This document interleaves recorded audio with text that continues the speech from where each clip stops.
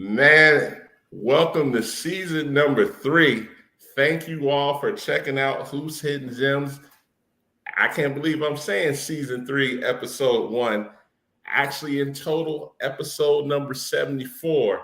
Man, thank you all as usual for checking out the show. For you guys that check it out even afterwards, if it's not live, from all over the country and across the globe now. We've grown to, we have listeners in Australia and China and France now. Man, thank you guys so much. And you coaches, like I said, I can't thank you guys. Parents, you guys are stopping me now and, at events. And I don't even really put my face out there that much on Twitter now, but some of y'all do your investigative work and find out who I am now. But, thank all of you. And, anybody that's been a part of this to help in any form or fashion, thank you from the bottom of my heart. Man, we're going to get right into this. Season opener, and my first guest, beyond a friend of the show. We talk on a regular basis, and sometimes it's just comparing notes, sometimes it's just talking basketball, sometimes it's talking life, and sometimes you need people like that in the business. It's not always just about basketball. And man, our first guest, my guy, and when I say this is my guy, Coach Damon Jennings, the assistant coach from North Texas University. How you doing today, brother? Man, I'm good, bro. I'm good. Shout out to you, though. Season 3, episode 1. So this is the premiere, man. But, yes, sir. Yes, congrats, sir. Dave, man. I've been watching you for a while, bro, and I'm not surprised at you at this point. So just, congrats to you and everything I you're doing for our women's basketball game, bro. And man, in all of our talks, I'm like, man, I'm gonna bring you on the show. And sometimes it was our schedules, and we both knew it was going to happen. And man, excited to have you on to talk about North Texas and everything North Texas has going on, as well as the upcoming season, man. So we're going to jump into it right now, man. Tell us about North Texas for the listeners that are not familiar with North Texas. Man, University of North Texas, special place. It's in Denton, Texas, obviously north part of Texas. We're about an hour, give or take, away from Dallas, and we're really close to the border of Oklahoma as well. So we're really sitting in a really good spot. Gives us a great chance to recruit a lot of kids from the Oklahoma area. Obviously, we stay in that DFW area. Just so much talent, many high schools, man. When you think about all the high schools out there, I mean, Mansfield, that area alone's got like 4 to 5 high schools, So it's just a ton of talent. But as far as the university goes, man, it's one of the fastest growing universities in the country. We got 40,000+ students enrolled at our school. So, I mean, it's a lot of folks, man, on our campus. And we just started school last week. Monday was our first day back. And we were saying it as a coaching staff, it was just amazing to see the energy, and much like any college campus, right? Shut down for the summertime. But then when you come back, it's just like, wow, all the students are here, professors are here, like just so much energy, man, people moving and doing their thing. But I tell you what, Dave, I've been afraid to drive on campus, man, because there's so many bodies. Like, I don't want to hit a student. Like, they walking all over the place. But that's a good problem, right? That's a good thing to have. Yeah, absolutely. Enrollment's up. You never can complain about enrollment being up. Well, especially after COVID, man. We know what it can look like shut down. So I'm just happy that we got bodies on campus and it's live, man. And we can bring any recruit to our campus Monday through Friday, and it's going to be a vibe. Okay. And, like I said, the 23-24 season is coming upon us very fast. We got basically a month and a half, not even a month and a half before Midnight Madness. Yeah, right. Well, we got our first scrimmage third week in October. Okay. So that's the first thing that we do. We'll do a scrimmage in Oklahoma, October 21st, I believe. Okay. But yeah, well, like you said, it's all coming pretty quick, man. Before you know it, it's going to be here. And some people are trying to get kids healthy and get them back. For previous injuries from the previous year, trying to get kids in shape. We got a whole new staff. So our team is just trying to really gel and get to know each other. Okay. And so, like you said, with that getting to know each other, you're going to a new conference this year, right? Yeah, going to a new conference, which we're really excited about, man. The American Conference it's a step up. The American Conference. So we got a couple of teams from Conference USA that are going along with us. For example, Rice, UTSA. Let's see, I'm forgetting a few other people, man. But Charlotte. There's about 5 to 6 schools going with us. FAU. So we got a few schools from our previous conference going with us as well. But we were just really excited. A lot of high-level competition, high-level athletes. I've been telling our young ladies just so they can understand the level of competition that they're about to be playing against. A lot of these young ladies are going pro for real. Like, I'm home out of America and are getting drafted. Like, they are going to go play basketball overseas if they want to. I mean, plenty of them will. So long story short, when I'm talking to our student athletes, I just tell them, you're playing against pros.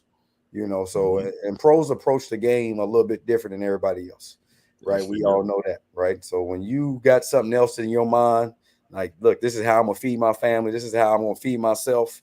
You just approach the game differently. You don't have to motivate those kids a lot of times to get in the gym. So I just tell our girls, understand who you're going to be lining up against, right? These girls are going to be putting in the work.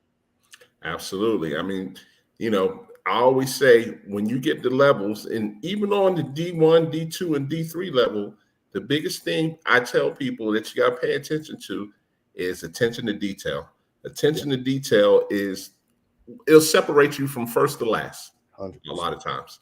And, when you get into these, gauntlet conferences like you're getting ready to go into, it's not uncommon for that 7th, 8th place team to knock out, the 2nd or 3rd place team. That's not uncommon. And why? Because they were more prepared, or it was just the small details that were a difference in the game. And sometimes people don't even see them on TV, but when you watch the tape again as a crew that you all do as a staff, you'll see, man, there was a difference right there. Yeah. And, so you go into practice the next day and say, we need to make adjustments. Sometimes those adjustments are in game because you catch it in game as well.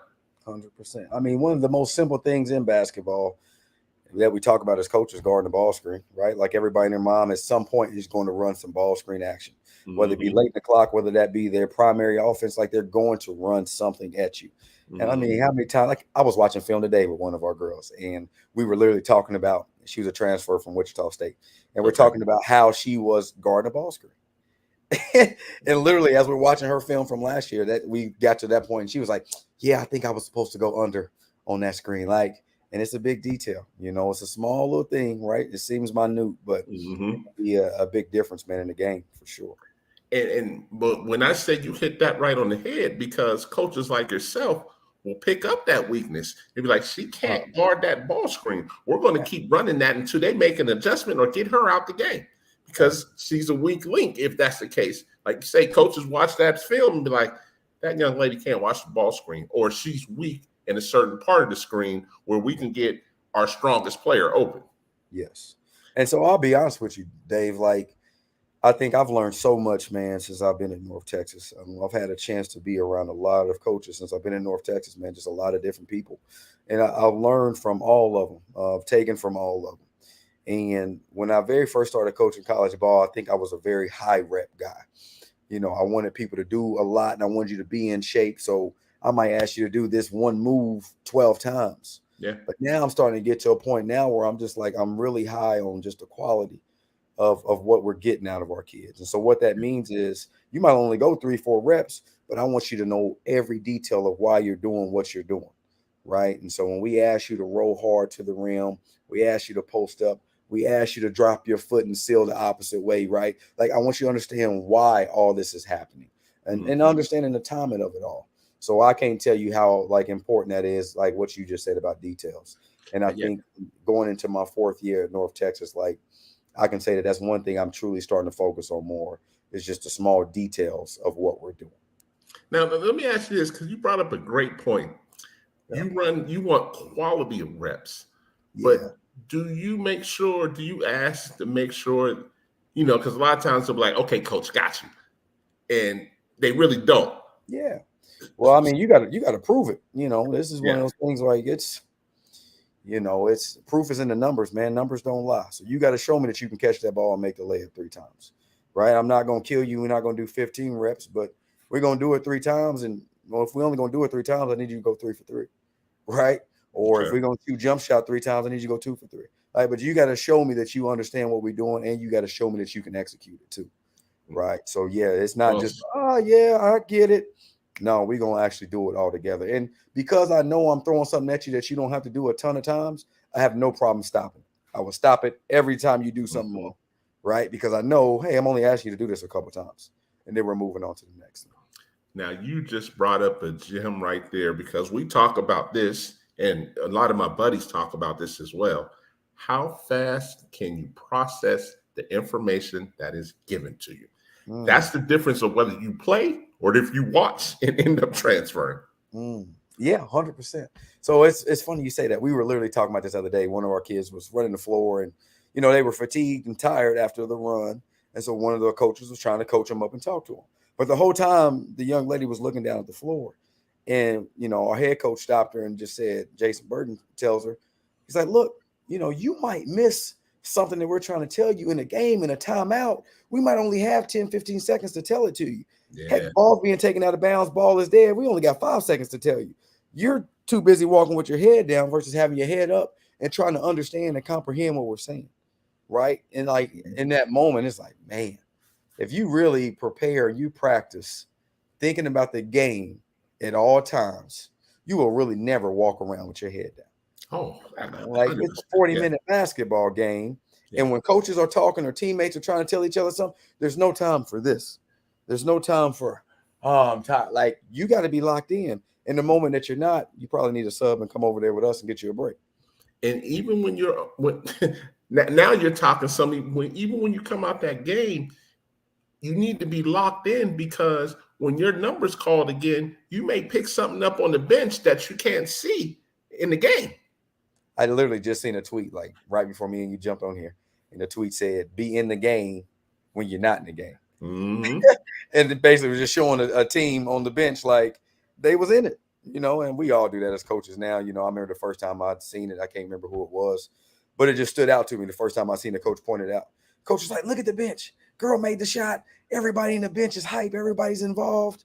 I was like, that makes a lot of sense. So then it even got to a point that I've been on some staffs where we've talked about, let's just film our bench sometimes, right? Like, let's have a camera on the bench so we can see who's engaged and who's locked in.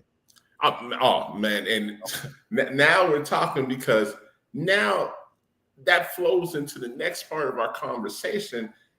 That's what these kids understand. Coaches pay attention to that when they come to these AAU tournaments. How locked in are you? How supportive are you? Are you a good teammate, or are you the one when it's not going your way, you're at the end of the bench moping, sulking, even though you're incredibly good?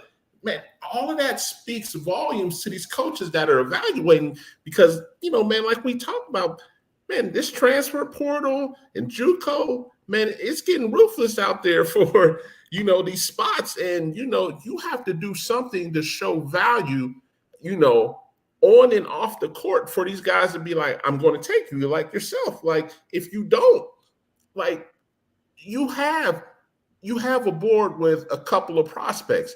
And if it's nip and tuck, they'll be like, both of them give us the same on the court. What's the difference? Whether it be grades, whether it could be, how you are as a person, it could be the small things that, and I say this all the time, and I never paid attention to. One of my good friends, Cabral Huff, pointed out to me and said, look how they talk to their parents. And I was, what you mean? And I paid attention, because, man, you'll see some of these guys that are incredible on the court, and they're downright nasty to their parents. And you think to myself, and well, once it was pointed out to me, man, if he's talking to his parents or she's talking to her parents like that, absolutely, what makes you think they're not going to talk to you like that when they get to said school? 100%. No, man, I couldn't agree with that more. Because I think we've all had some experiences where you've had a recruit on campus. They're there for their official visit. Mom and dad is there, or just mom, or just dad. And you've heard a comment, and you're like, yeah, I don't know if I like the way that was said to me. yeah, Right? And it exactly. makes you think like, I'm gonna have to deal with that. And then not only that, if the parent is allowing that to happen to them, who do I call when I have a problem with, like, you know what I mean, a student athlete? Like, hey, they got this going on. Can I call mom and dad and they see it from my point of view, right? Or are they going to go, no, well, she talks to us like that too. Not my baby. Not gonna be it, right? Not my baby. Or no, well, it's okay. No, that's not okay. Yeah. But I mean, something that you were kind of saying a little bit ago made me think about this too, Dave. Like when we come out and we recruit, these student athletes, especially freshmen, at some point in time, I guess I'll put it this way: you got to believe that other things can equate to success, right? You got to believe leadership, right, can equate to success, right? You got to believe that, like, at some point, I'm getting a freshman. I'm going to depend on her at some point, junior, senior year, to be some kind of leader. Maybe even if she's not a leader amongst the whole team, she's a leader in her group. Maybe she's a guard. And when they get with the guards, like, I expect you at least to lead that group, right? You got to believe that team chemistry is something, right? Like, you have to believe that those things. No, that's not somebody catching the ball and shooting the three and making it. No, that's not somebody super athletic, running the passing lane, getting a steal, going down and dunking it, right? Like, but you got to believe that those things equate to some kind of success and points. Team chemistry, leadership. So if you're at the end of your bench and you pouting or you talking bad to your parents, that doesn't show me any type of team chemistry that you're going to be able to have. And it dang sure doesn't show no leadership. Right? So, man, Demond, let me say this, man, and this is big for me as well, bro. Man, a lot of these kids don't understand, and it's a hard pill to swallow, so I totally understand. They are, quote unquote, the man or the woman in high school. Oh, yeah.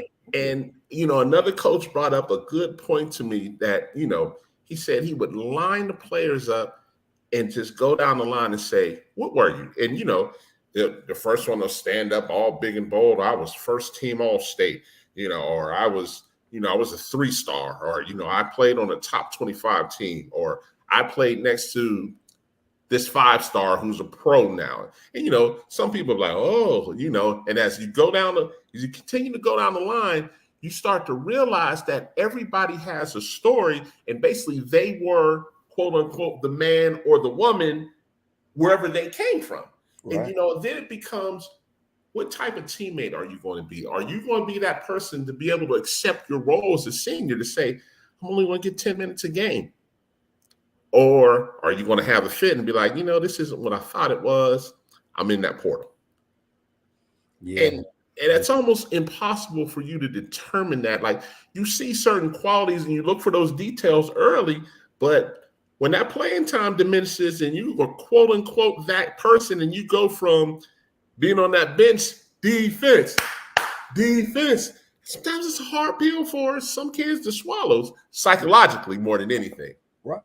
Well, I tell you this too, man, as a recruiter, right? And I want to, continue to develop who I am as a person and as a coach, man, but I'm really trying to make my name in recruiting. I want to be somebody that knows a lot of kids, knows a lot of people like yourself who are obviously connected to kids and talent.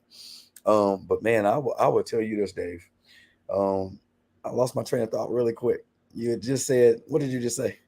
I lost my train of thought. Just about, them being affected psychologically, when they go from being the man or woman in high school to accepting a lesser role, basically. Oh, yeah. Well, long story short, man, what I was going to say was, when we are looking for these student athletes, right? Mm-hmm.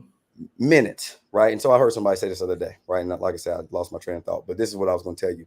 We were watching a video as a staff, and the video highlighted on something that we've heard it before, right? But don't count your minutes, make your minutes count. Right. Like, and so when that video was being played, it just made me think, like, we got talent. We do. Even at North Texas, man, like a mid-major program. Just imagine your Power Fives. These kids got people that have been playing on USA teams, like they coming from prep schools, like you got talent. So if your team really wants to be successful, you got to be built on that saying. You can't be counting your minutes. When you get your 15, just kill it, make it count. And when you're 15, you go in, do what you do, 2-3 games in a row. Guess what your 15 turns into? 20. Yes, right? it does. And you have a bad stretch. It happens to us all. And then, maybe you fall back into a role and you go back to 12 to 15 minutes. But and that's another thing too, right? They got to understand, it's basketball is a game of runs. And the season is like that too, right? You'll have 2 or 3 girls that be hot for a minute. And all of a sudden you might have a freshman. She come out the woodwork, game 10, she's feeling comfortable. And then she starts blossoming. Oh, yeah. Then your freshman hits the wall. They're not used to playing this many games. Right? Absolutely. So it's just a thing. So, like I said, I forgot that saying, but that was it, man, right? Don't count your minutes, make your minutes count. I like that. I'm going to save that one. I definitely like that one, man. I heard it before, but when I heard it the other day, I said, there it is. It's something that you forget about, but yeah, don't count your minutes, man. Make your minutes count. So I think that's huge. And Damon, bro, the other thing that's you guys are in such a wild predicament right now. You're going to the AAC, which is tough in itself. And, news is already circulating that, the AAC is going to dissolve and go into the Pac-18, which technically makes y'all a Power 5 now, man. And, the jumps you're going from where you are now to the AAC, which is tough in itself. Tough. And then you're going to jump another step to the Pac-18, and now, all of a sudden, you're a Power 5 now, and I find that wow, because Texas already has a number of Power 5s, and now they got another one per se. Yeah, that puts you with the big boys. And think about, even from your perspective as a recruiter now, you got to step your game up even more now. Yep. So check this out too. I thought about this. So one of the top teams in our conference is South Florida, in the American Conference. Think about this, man. How good do they have to be? They lost in the first round last year in the conference tournament. Yep. But still made it to the NCAA tournament as a mid-major program, right? So, that tells you right there. So, obviously, the team that won our conference tournament, who was East Carolina, they obviously got their bid to go. But South Carolina still goes as well, right? And so, I say South Carolina, South Florida. South Florida. South Florida still goes as well. So, you're in the American Conference where you got 2 teams that usually go to the NCAA tournament. Man, you bring some of them other Power 5 teams and they join the Stanfords and the Oregon States. Cal. The Pac-18 could be crazy. Now, I haven't officially heard anything.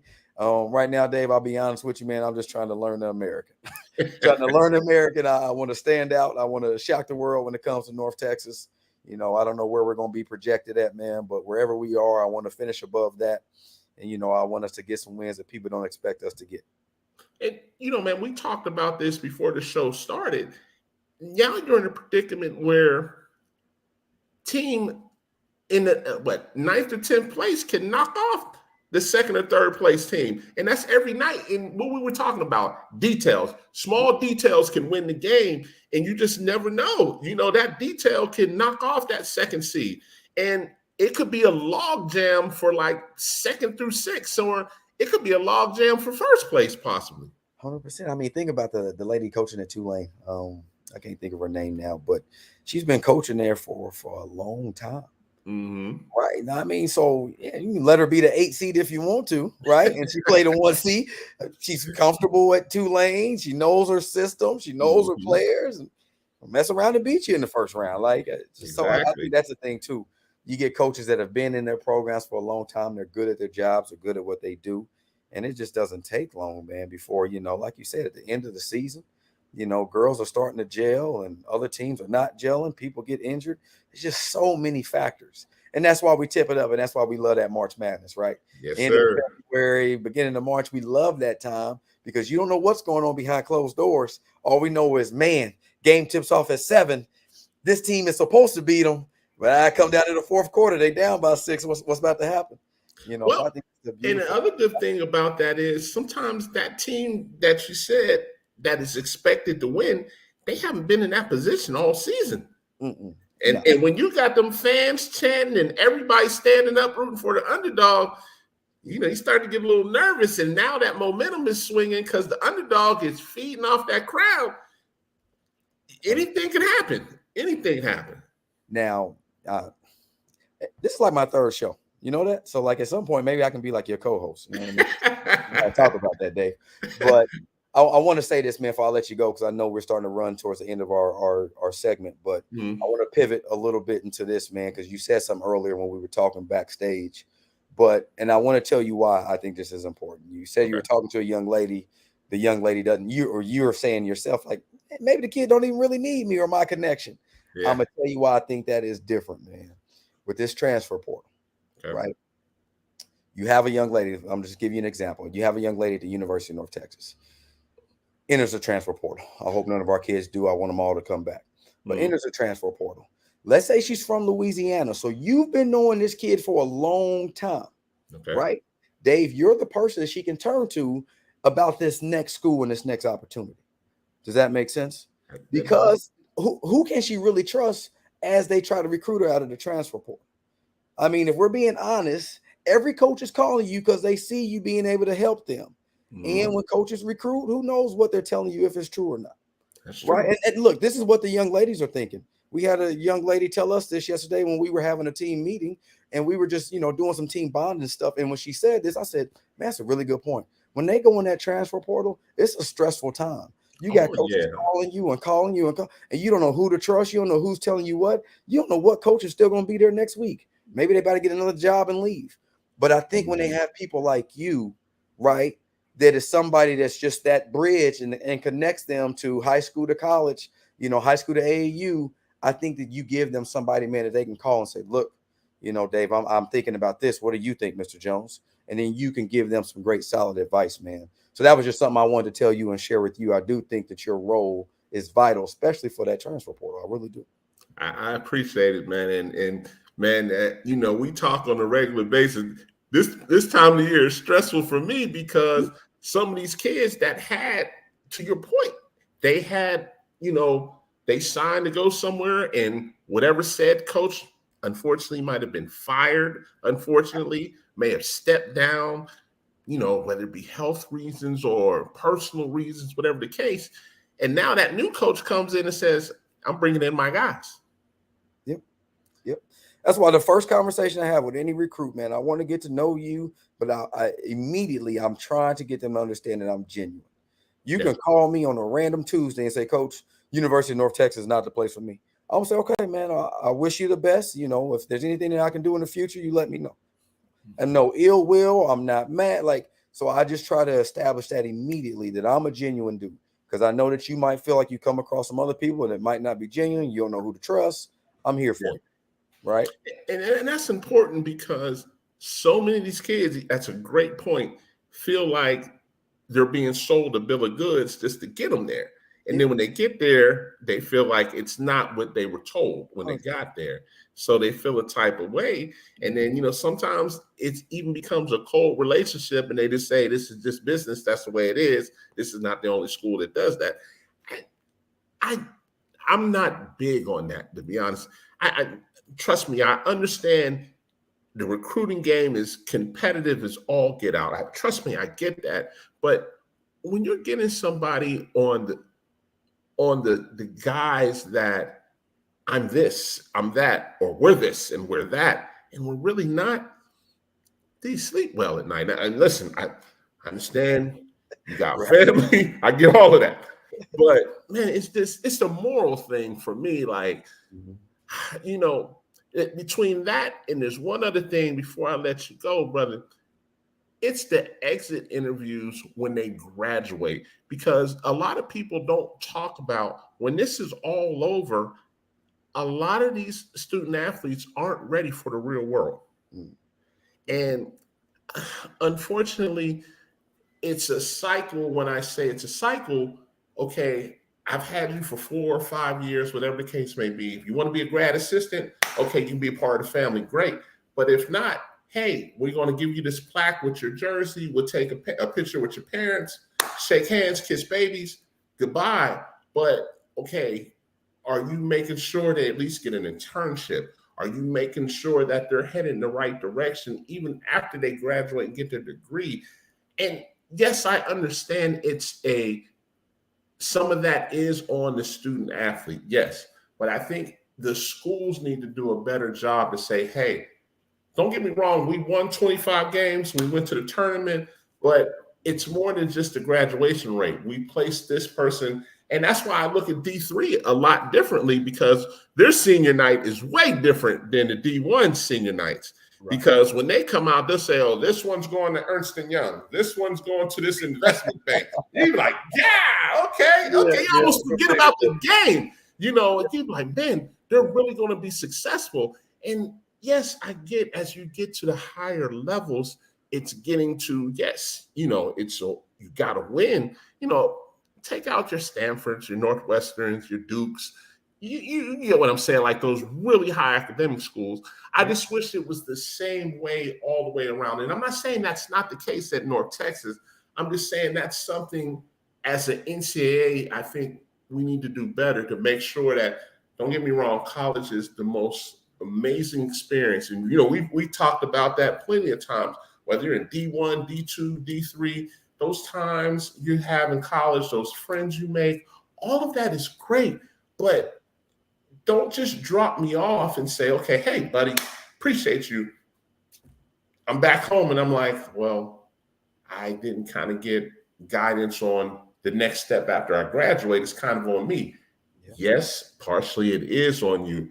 But when you have that staff, more than just your tutors, like your career placement people, like I think that should start so much more earlier, because these kids are focused on going overseas or going pro.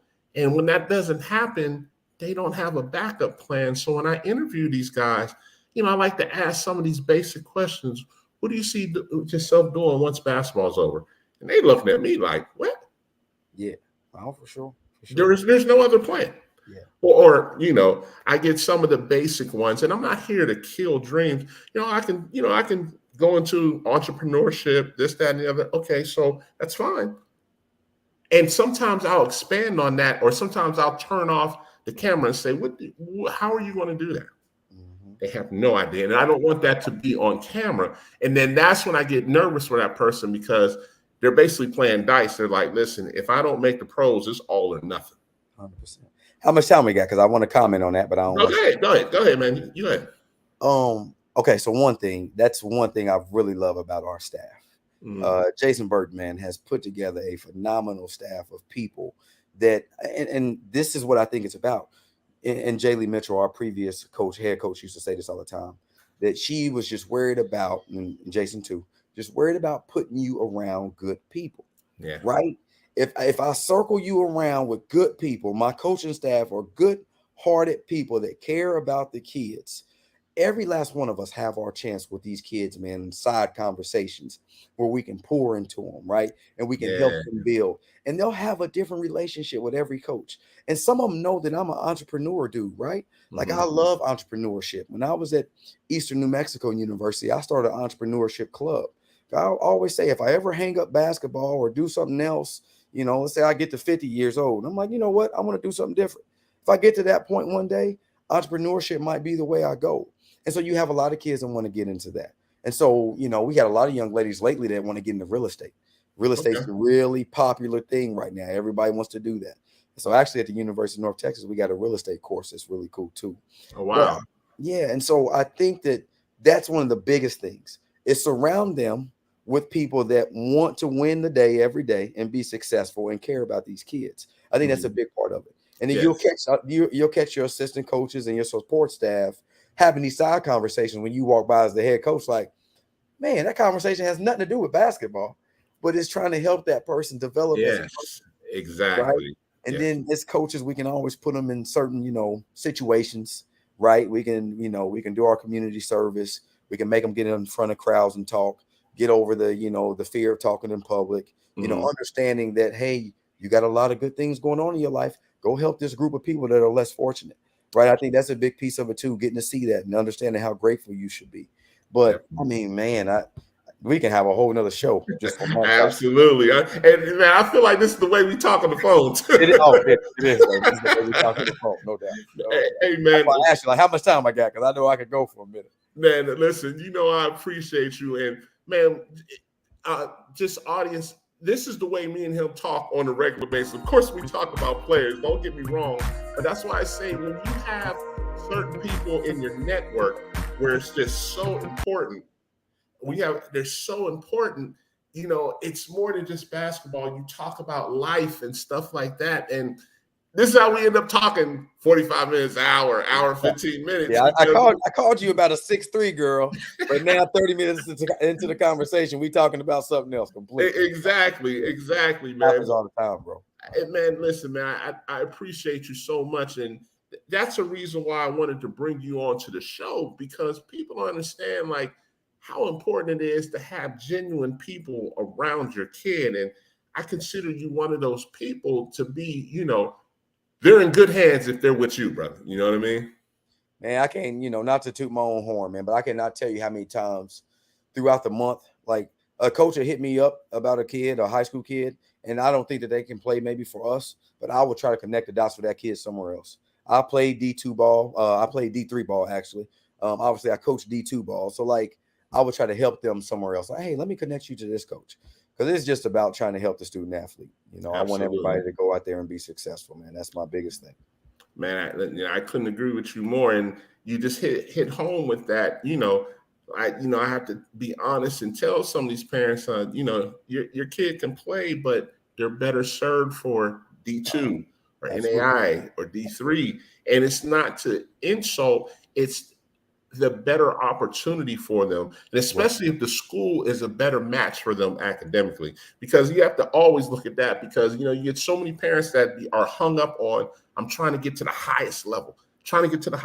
Well, that's not the best fit for your child, and you'll be calling me in 6 months. And sometimes I just have to break it down to them like this, Dave, like, especially if you're a kid that didn't play like on a circuit, AAU-wise, think about it, like EYBL is the top of basketball, and we all know that. You go watch some Nike basketball, it is some of your best athletes in the country are playing on those teams. Yeah. Well, if you're not playing against them, then and you're playing on a team that has nothing to do with EYBL or Nike or no basketball shoe affiliation, right? Like, you just got to make it make sense. If you really want to go somewhere and have a chance to play, and that's always the question I ask, like, do you really want the opportunity to play, or do you want to have to fight for everything and maybe you play, maybe you don't? Yeah. I mean, I played built that way. And when I tell you D3 hoopers, I got my butt busted, man. There was some dudes out there that could hoop. Man, listen, that's a whole nother conversation. My son, my pride and joy, he's playing D3 basketball right now. I told you that, man. And, he just got in there last night. This week was the first week of school, so they had their open run, and he was like, man, Dad, these kids aren't bad. And I was like, oh, yeah, I told you. I told you what it is out here. Yeah, I'll tell you, man, I played D3 ball in Pennsylvania, and when I tell you we had a little dude on our team, he's about 5'5". He crossed half court. That brother would shoot that thing as soon as he crossed half court. Like, he had a scrap. So he was Steph Curry before Steph Curry. Like, he wasn't shooting it that great, but you couldn't leave him open. Like, could not leave him open. Definitely. Hey, man, I appreciate you so much, man. And this won't be the last time you're on the show, man. It's always a joy to have you on, man. And you're one of those guys, when I look at my vision, you're a match to what I see and what I want to do when I see a good program for a coach. Hence, that's why I call you. Like, hey, man, have you seen this person? Or you're calling me, have you seen this person? There's a good chance we probably both seen them, but then we start breaking down, well, I don't think they're a good fit for you because of X, Y, and Z. And it just flows like that. You, my next guest, like, all you guys are the same. And when I say you're the same, and I'm saying it from a good-hearted, like, you're good people, you care about these kids, and it's a situation where, yeah, we talking basketball, but I'm looking up. I'm like, man, we've been on the phone like about an hour already, and it's great, man, because it's a passion that we all share, and that's how the conversations end up extending to the way they do, man. 100%. I can't tell you how many times my wife give me a look like, hey, you've been on that phone for about 45 minutes, bro. You gonna get off that thing? Definitely, man. Appreciate you, Dave. I truly do, man. I appreciate your friendship, man. Definitely, man. And like I said, well, we'll be talking some more because, we'll be talking some more. Yeah, there's we need to talk about. So yeah, please. Yeah, we got some stuff to talk about. But man, I appreciate you coming on, man. And like I said, hopefully I have you on for episode 100 or 150, man. You know what I mean? Well, man, what I want to do is I want to plug some of our coaches from our staff, man. So I want you to get a couple of those people on too. Whenever you Anytime, got some man. time. Anytime, man. You know they're welcome on the show just like you are. So just Okay. let me know. We'll talk some more about that, okay? Okay, brother. Thank you, man, very much. Anytime. You take care, brother, okay? All right. All right. When I say that's my guy right there, as you can see, him and the next guest, man, we talk so much on a regular basis. I can't even begin to tell you. You see how this flows, and what we went about 9-10 minutes over. I'm sure that the next guest will probably go over 9-10 minutes. That's just the way it is, man. We get to talking, we get to joking. We're talking about kids. You know what? And sometimes we disagree, and it's not disagreeing from a personal standpoint. A lot of times it's a philosophy. Like, you know, Damon may have a certain view, and I'm like, no, man, I don't see it that way. And he can explain his way, and I'm like, oh, okay, I see it that way. Just like the next guest, same way. And we can go back and forth, and it's not a personal thing. And, you know, sometimes it's experiences, the way you view things as well. But man, at the end of the day, like I say, when it's a passion and they're genuine about these kids, man, I rock with these guys all day, every day. And so that's going to lead into my next guest, my guy. Oh my gosh, this is my guy. And I'm going to give a quick story. A couple of years ago, when I used to walk into places, nobody knew who I was. And the funniest thing about this guy, he's a great evaluator. I was in the corner by myself at a JUCO event. As a matter of fact, it was my first JUCO event, out of town JUCO event. And I went because, you know, I was trying to get better. I was trying to learn my way. I was out there tweeting. I was working. He was the first one that noticed me. And he reached out to me on Twitter. And I'm in the hotel looking like, who is this guy? And, you know, he just, hey, man, you do great work. I noticed you, this, that, and the other. And I'm kind of scratching my head like, wow, you never know who. And I tell my son this all the time. You never know who's watching you. And, you know, of course I responded, and we built the relationship. We met, and boy, but we built an incredible friendship, and, you know, on and off the court. But, you know, when I say he got an eye, he has an eye. Trust me. Our next guest, man, my guy, great friend of the show. Multiple times have been on the show, and it won't be his last. My guy, Coach Oren Bailey from South Alabama, the assistant coach. How you doing today, brother? What's going on? Thanks for having me. Man, you already know, man. I know it's that time of the year for you. You know, school started for you down in South Alabama. You got your guys rolling. You know, y'all getting ready for this next month and a half, and it'll be, you know, it'll be Midnight Madness, and you guys will be scrimmaging, and then it'll be regular season time, and you already know. You know, we talking in passing then because you may be in a whole nother state, I may be in a whole nother state. But, you know, it's always genuine, man. And, you know, you coming on the show, I thought it was fitting that you came on for the season, you know, premiere, man. Man, tell us about South Alabama and what y'all got planned this year. Man, again, thanks for having me on the show. This year, South Alabama, we're going to try to improve last season. So we were a couple possessions away from going to the NCAA tournament. And so we made a lot of noise. I think we earned a lot of respect. Not that the program hasn't been doing well, but we were right there on the cusp. So we want to basically try to take that momentum and build on it and try to actually win the conference and then get to the NCAA tournament. Absolutely. And, you know, I know you're a JUCO guy. You're big on JUCO kids. You're big on kids portal-wise, but you're big on kids that can come and make an impact right away.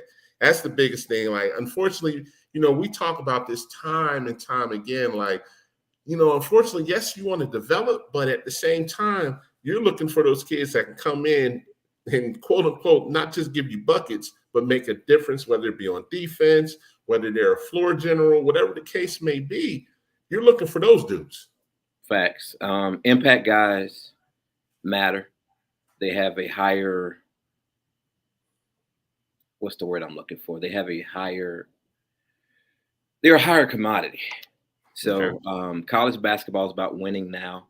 Not saying that development isn't important. Not saying that we don't want to pour into our kids. But with the transfer portal and this new wave, most teams are older, more mature. and everybody's looking to win now. So that's kind of where we're at with it. So we got to try to figure out how to develop, how to improve talent, and then get everybody on the same page that you can pull in the same direction to try to give your team the best opportunity to have the best possible season. But Obi, here's the thing that makes it even crazier for you. And DeMond is the same way. Like, man, not only do you got to recruit these new kids with the portal, you got to re-recruit the kids that you have, brother. You know what I'm saying? And I just think that's like extra stress on you. You know what I'm saying? Like, because you never know when a kid's gonna come in and say, Coach, I want to thank you for everything. I'm going in the portal, and sometimes they've already know they're going to said school. Sometimes it could be a step up. That I'm going Power 5, or whatever the case may be, or I'm going closer to home. And now you have to re-recruit your whole team, as well as bring in some transfer portal kids, bring in some JUCO kids, and me and you talk about this continuously. Boy, the high school kids, man. I feel for them, because we've talked about this time and time again. By the time we get, okay, if you're top 100 or you're one of those high level preps, of course, OB, you're going to look. But if I'm Dave Jones, All-State, but you really don't know me, man, I'm in the back of the soup line waiting for you to call, man. You know what I'm saying? That's just what it is. That's where we're at right now. Yeah, I think recruiting has taken its turn and has changed. So you got to modify with the time. So I just encourage those high school kids to try to make decisions early if they actually have options early. Before guys used to kind of wait. And if you're not a top 50 guy in the country, I don't think you can wait to the McDonald's game. So here at South Alabama, when we do recruit high school kids, but we want to try to get guys early, if possible. We want guys that like us, that we feel genuine, that can come in and represent our program. High character kids, guys that are ready to play, that are good players, that are just good people, and most importantly, that have a desire to win and do something great. So, and to your point of what you're saying, so you prefer to have them signed by November, those high school? Yes, the signing period, Coach Richie Riley, that's kind of his philosophy as of late, is when we deal with high school kids, we want to get them early and done before Christmas. Because once we get to conference play, we want to be all in terms of focusing on conference play and winning a championship. And then most importantly, the transfer portal.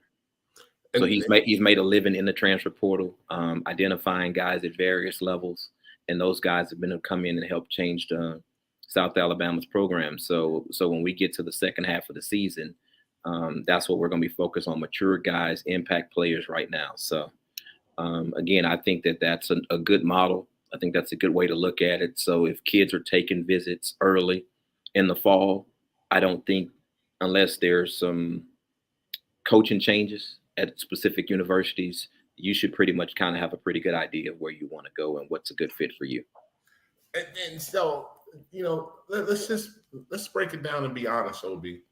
Those high school kids that go to January 1st are rolling dice. Would you agree? I would. Again, not unless you made your intentions aware to that specific university. We know it's down to one or two. You're watching them play. And those are the kids that are highly touted and recruited. Yes. The underdog, he's hoping late to be discovered. And again, not saying that it's impossible, because there's a certain number of kids every single year that kind of defy the odds and end up signing late in the spring. But again, as your roster turns over, that may be an option for some guys. But me personally, if it was my child, I wouldn't want my child. If we had options early, we would settle in early. And enjoy our year and have no pressure going into our senior year. Now you just said something right there. The stress of that right there, a lot of times can affect their play as well. Because like I said, they really want said school, but I have this school right here that wants me. I know I can't string them along, but for so long, because we both know once January 1st hit, it's about those JUCO players, and then it's about them transfer portal kids. Them high school kids, you're not as sexy as it used to be, And on top of that, you're not as sexy as you were 2 or 3 years ago, pre-COVID as well. So, like you said, it's make your decision, because if you don't, if you roll them dice and it's February, now it's March. Now high school season's over. Now it's all-star season. Now it's Final Four time. Now it's that first live period and you haven't signed. Now you're really nervous, because now with each month your chances are dwindling and dwindling and dwindling. And now they're starting to say, man, I should have took. Or I'm sure you've seen this. Hey, coach, you remember me? Is that spot still open? And you got to deliver that bad news to say, young man, we took a JUCO kid, or we took a transfer portal kid.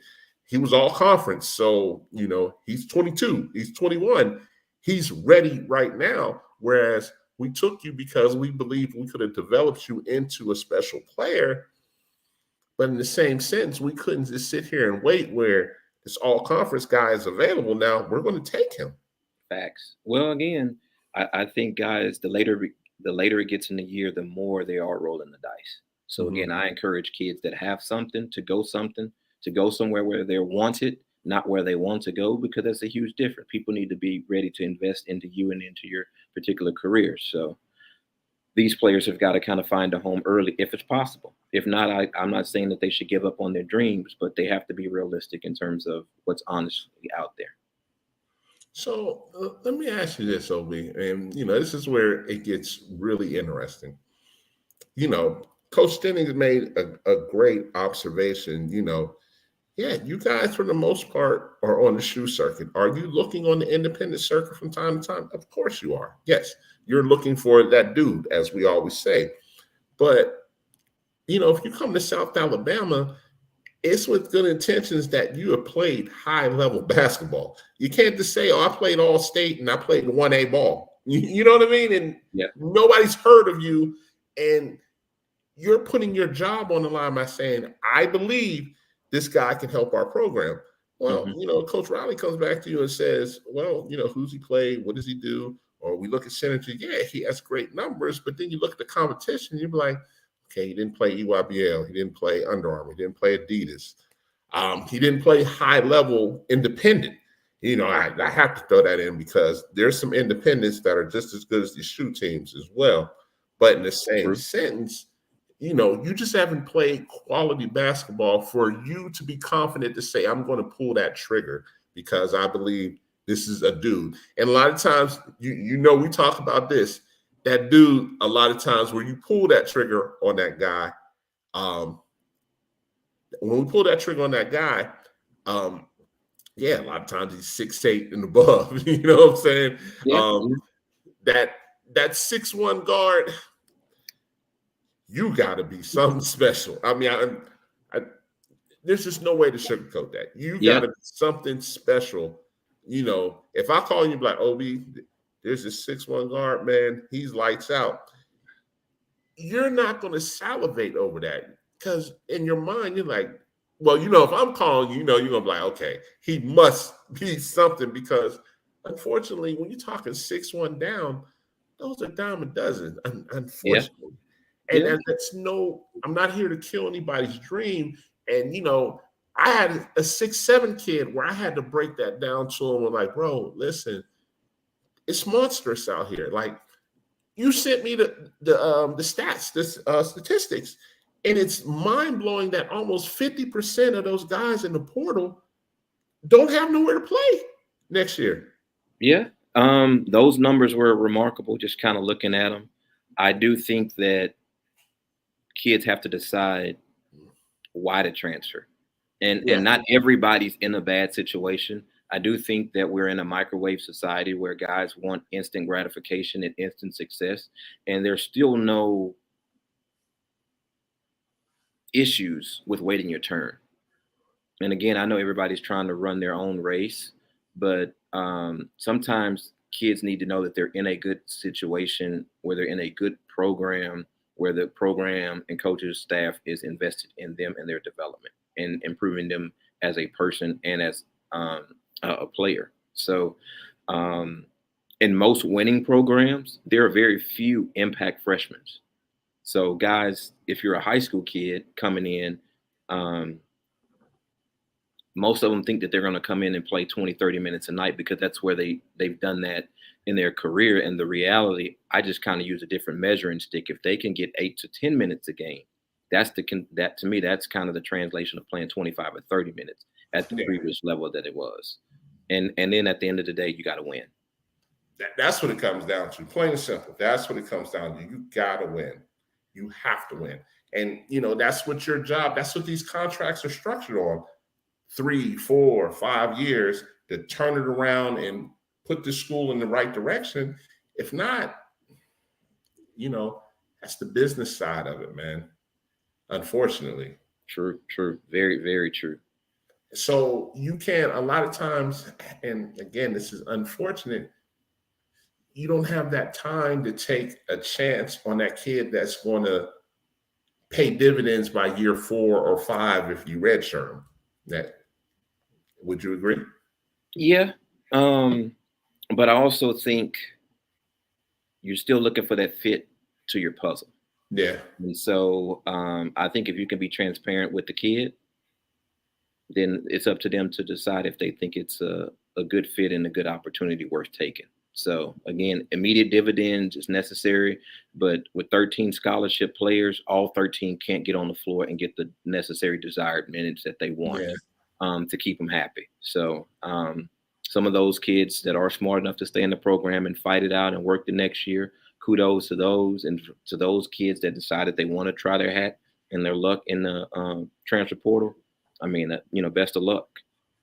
Yeah, that's as honest as you can get, because it's some win and some don't. And even the ones that are finding homes, you sent another stat. A number of them are transferring down. Well, that's what I think has to happen. There are those, I think people look at the exceptions to the rules. And again, it's usually an upperclassman, a grad transfer, having the flexibility to transfer up, or just being a really dominant player or all conference level guy or player. And they have had a certain amount of success. So now coaches realize, wow, we can pretty much project where their production level can be. And we believe that they could come in and impact our ball club. So they've been afforded the opportunity to transfer up. For the rest of those guys, I think they end up arguably at the levels where a lot of them belonged. And so I think they have to ask themselves, what is it that they really want out of that move? Is it about playing, winning, having an opportunity to be the best student athlete that they could be? Or is it about just being at the higher level? And if you're okay just being at the higher level, but not playing and accomplishing a lot of those dreams or goals, then I would tell those kids to stick it out there. But going down, I think we need to put some respect on these other levels, because there's a ton of good players, especially I think high-level summer basketball has bridged the gap.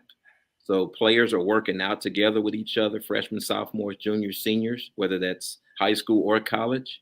And it's not a lot separating them. Sometimes it is just the opportunity or fit or the staff that was willing to give you an opportunity or a chance that separates you guys. But those other guys, when they come down to them other levels, best believe that guys are trying to prove that they're just as good or they belong as well.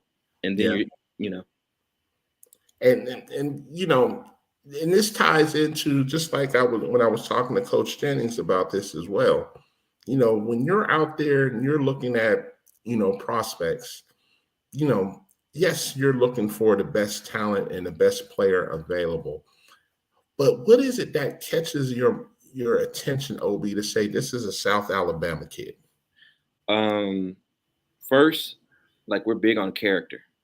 So body language during games, just once we start to do our research, yes, you have to be a good basketball player, but we'd like to look at your character to kind of see what you're doing, how you're doing it, who you're hanging around, the decisions that you make, all those type of things. So once we kind of check into it, what type of student are you? What are some of your goals that you want to possibly achieve? And then we can determine if it's a good fit or not. So again, we like competitive guys. that want to be great, and then just certain style of play. Absolutely. And so, and once you get past that, and this is considered a South Alabama kid, man, we talked about this time and time again. How important is it for, and just like I talked to Coach Jennings about this, it's details, for that kid to be able to process what you're saying. It's not that you have to go over it time and time again, but during the game, they got to be able to process that from a timeout to right back in that game. So we're talking 2-3 minute timeout. You're on that board, or you may pull that kid to the side from Coach Riley writing on the board to say, hey, we need you in this situation to do X, Y, and Z. And he's setting up the play for you to do this. Do you understand?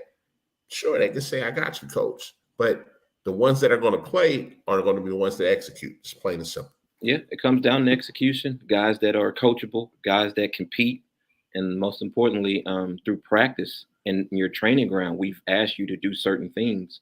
So we've kind of studied your body of work over time to see if you're able to perform and function at a high level. And then definitely understood. But unfortunately, yes, you study that body of work, but then it comes down to, like we said, if it's that high school kid, or is this 22-year-old man that has understood the system somewhere else, maybe on a lower level, and has maybe dominated that and is ready for a place like South Alabama? Do you go ahead and take that guy over this high school kid because he's going to pay dividends a lot faster? And with your contract being 3 or 4 years, that's just what it is. Yeah, I think the old guy is winning in a lot of the situations. But again, I think you also have to look at the upside and how soon do you need that player to contribute. Sometimes you have to take a young guy because they may not have as many bad habits. So I think it's pros and cons to both the younger kid versus the older kid. And I think roster construction matters too. Because again, like I said, all 13 want to play, but all 13 don't typically get to play regularly. Now, this is one thing I was waiting to ask you, because, when people come back and watch the show, this is something I would be totally okay with them cutting the clip and watching this part. When you go and watch these kids at whatever event it is, whether it's a JUCO event, AAU event, transfer portal, whatever the case may be, can we talk about how important it is for these guys to do more than just score the basketball? Yeah, definitely. I think on every team, there's a variety of roles. You can't have 5 guys that want to shoot every single basketball. Mm-hmm. So we look for guys that are going to play the right way. Do you understand how to play that IQ, to understanding space? Shot makers, not just volume shooters. I mean, we want to see guys play the right way, share the basketball, play hard. We look for some physicality in some guys and some toughness. And coach is a big fundamental guy too. So not saying that he can't appreciate a nice high-level play or athletic play, but if you're not playing hard, if you're not competing, if you're not just a good teammate, then it doesn't work. Absolutely. I couldn't agree with you more. And, one of the other questions, man, I always ask this as well, and I've gotten a habit in asking this. Once these 4 years are over, man, it's already a low percentage that make it from high school to college, and even a low percentage that go pro. So when they leave South Alabama, it's those exit interviews to make sure these guys are in the right predicament to be successful in life, correct? Correct. I think it depends on how long you're able to have the gentleman. So yes. Coach Riley's big on graduation and graduating our guys. So again, we try to focus on that as a staff to just ensure that if you're here an extended period of time, we're able to help you achieve your personal goals. So academics matter. So again, being a student athlete matters here. So Coach has a phenomenal graduation record. So we're trying to push guys out. I mean, if you get the 1 year grad transfer in, some kids want to come in and get their masters. Yeah. Again, we love that, and those guys that want to come in and do that. But younger guys specifically, if they're coming in, we're trying to make sure that we get you to graduating, not just keeping you eligible. So there you go. You just said the magic words right there. Not just keeping you eligible, putting you on the track to graduate. So when those 4 years are up, it's not just we kept you eligible. So now that your 4 years is up, you know, you're so far away from graduating. That's always not a good look. You know what I mean? yeah, exactly. So again, we want to pull out and produce high character individuals, and we want you ready for the workforce. Whatever your personal dream is, we want you guys to achieve it. So just last year alone, we had 4 grad transfers. Okay. 3 are playing professionally. Isaiah Moore signed a G League contract. Kevin Samuels went overseas and signed a contract. Greg Paulden, he had a professional contract offer, so he's going overseas right now. And then Owen White was our other senior. He got a professional contract, but he has a mechanical engineering degree and decided to go ahead and take that job. So 4 guys wanted to come here to improve, to have an opportunity to play professional. All 4 achieved that goal, which I thought was excellent. And then 1 just chose to go ahead and start working in the workforce. That's big time, man, right there. Number one, like you said, have 4 guys, be able to have professional contracts to play overseas. A lot of times in a program, if they have 1, it's a celebration. So obviously you guys are doing something right. And, at the end of the day, yeah, that was impressive with 4, but the mechanical engineering to where he can turn it down, Obi, I'll probably clip that right there because yes. So people need to hear that. Yeah. He came in with a mechanical engineering degree, and then he left with a master's degree. I think he came and got his MBA. So he came here and truly maximized his opportunities here. Absolutely. I couldn't agree with you more, man. And that's the way it's supposed to be. So you have options, Yes, not exactly. you rolling the dice to say, well, if I don't make it pro, I'm gonna come try out, during the NBA in the summertime to see if I can latch on somewhere. No, like your life is going to move on and you're going to be a productive citizen. Yes. And that's what to me, that's what this is supposed to be. Like, yes, we all enjoy the competition, but if you don't go pro, are you successful outside of basketball? Yes. So all 4 of those young men are set up for life to do great things. That's a good look, man. Hey, brother, like I said, Obi, we can go to 9 o'clock, 9:30, and we can argue back and forth about, whether it's plays or players or whatever the case may be. But, number one, I want you to have you on the show to start off the season because, not only you're a good dude, you're very knowledgeable. And, you're saying certain things that I echo it. I come back to these clips and say, listen, they're saying the same thing I'm telling you. And we've already talked about it, but sometimes it hit home different where they see this and you're actually talking it as well. Sometimes the parents look at it different, and that's all I can ask for right there. And, you one of my go-to guys, for any time we talk philosophy or just basketball life in general, man, I really appreciate you, man. Man, appreciate you having me, Dave. Definitely. Well, we'll be seeing each other real soon.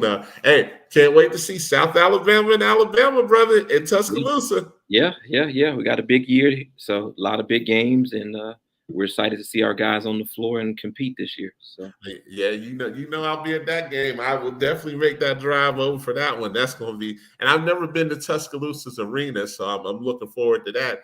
And I want to catch a game in Mobile as well this year, man. Yeah, I think you'll enjoy it, man. So appreciate the support. Yeah, definitely. So, man, we'll talk soon, man. And again, man, I appreciate you coming on the show, man. We'll talk soon, okay? All right, take care. All right, take care.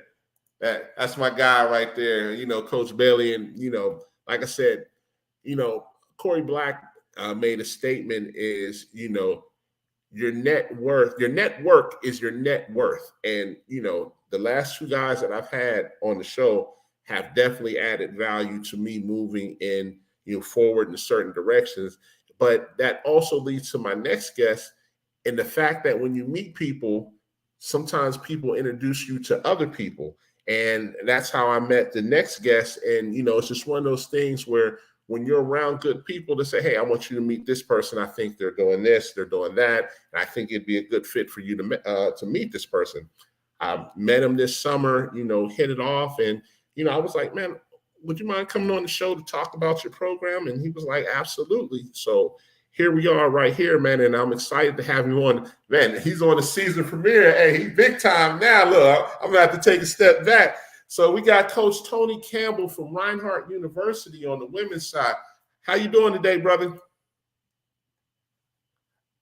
You're on mute. I can't hear you. You're muted. Harry. Okay, yeah, I can hear you now. Okay, I can hear you. How you doing, man? So Reinhardt University, man. Tell us about Reinhardt. Man, yeah, Reinhardt University up in Waleska, Georgia. So we're like 45 minutes north of Atlanta. Okay. And we're actually a little small country town. Okay. And I'll admit it, we got like 500 acres up there, a little small country town, 500 acres, beautiful land, but we're really like 8 miles from the city of Canton. So 8 miles down the street, you got everything you need. You got like movie theaters, you got shopping, you got a downtown area. So it's a great place to be. So it's like a little small community that we really enjoy. And it's get away from all the hustle and bustle, but you can get to what you need to. Like I said, 8 miles and really, like I said, 45 minutes if you really want to get to the heart of Atlanta. And you are NAI, correct? Yes, sir. Okay. And so with you being NAI, a lot of people don't realize how good NAI basketball is, man. So I've been to a Reinhardt men's game. I haven't been to a women's game yet. Yep. So, I'm making my business to get up there and check you guys out, man. Please do, man. We got some players out here. You know what I'm saying? We really do. We got, man, we got some people that would surprise you. Ashley Walter. Listen, I can name all of our players, but we get a lot of players from different schools, you know what I'm saying, and teams that get overlooked. We get former D1 players and players that have opportunities to play overseas, like we talked about. You know what I'm saying? So that kind of opportunity is available still here at Reinhardt.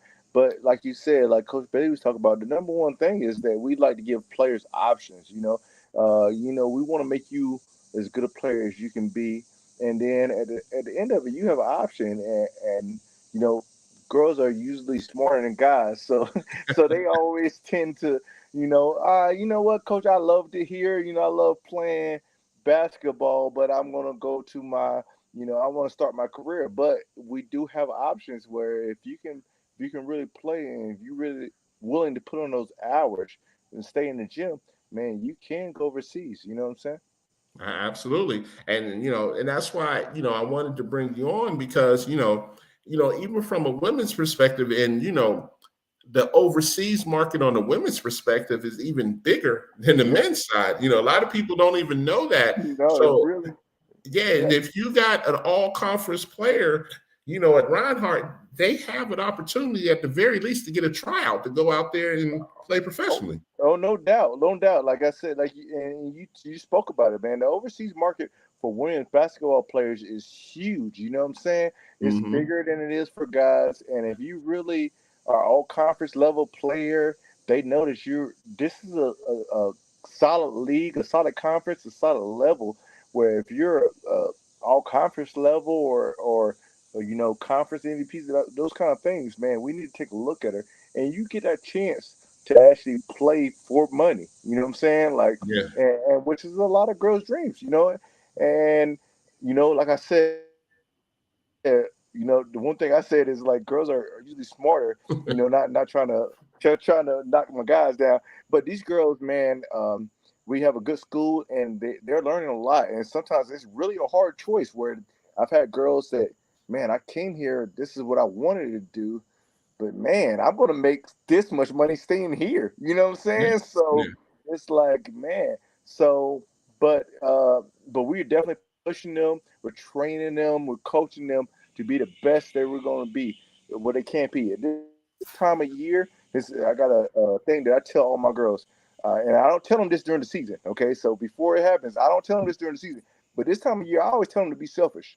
You know, like work on your game. You know what I'm saying? Be selfish. Get in the gym as much as you can get. Okay, because you know what? If I see you in the gym and not even see you in the gym, I notice you can make that shot. You know what? I'm calling your number more. So if you're selfish now, I mean, you ain't got to be selfish during the year. Okay, so during the year, when the season starts, I'm telling you not to be selfish. But this time of year, before the season starts, be selfish. Just get in the gym as much as you can. So I like that. That's a different way to put it. To yeah, be selfish in the off season to work yes, on your game. I like that. I yeah, like that. That's a good way to put it, and that's a way that you can get kids' attention like that as well. I like uh-huh. that.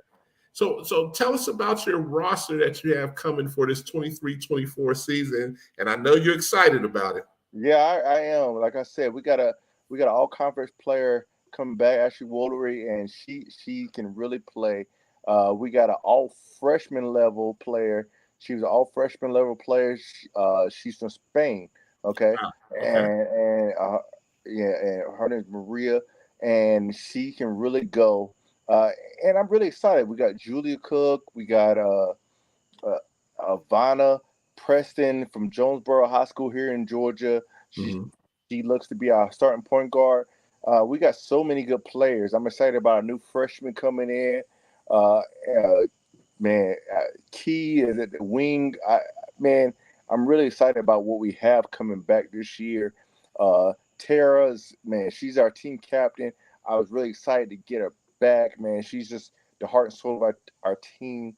And it's just, yeah, I think we have a good roster to really make a run at winning our conference and then making some moves in the national scene this year. So tell everybody what conference you playing for NAI. We play in the AAC, that's the Appalachian Athletic Conference. We Mhm. play from here, Georgia, all the way up through Kentucky. So Georgia, Kentucky, Tennessee. Most of our play teams that we play. And we play a good schedule and big conference. It really is.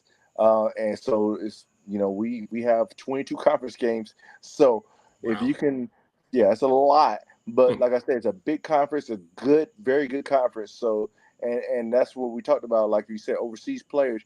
Like if you know, they know if man, if you can be one of the best 5, 10 players in this conference, you're going to be a good player. You know what I'm saying? Because there's so Yeah. many teams in the conference. So, and it's competitive, like I said. But we lately we tend to be in the top 2 or 3 in that conference. So we want to continue to keep that going on. Okay. Okay. And I wanted to touch on this as well.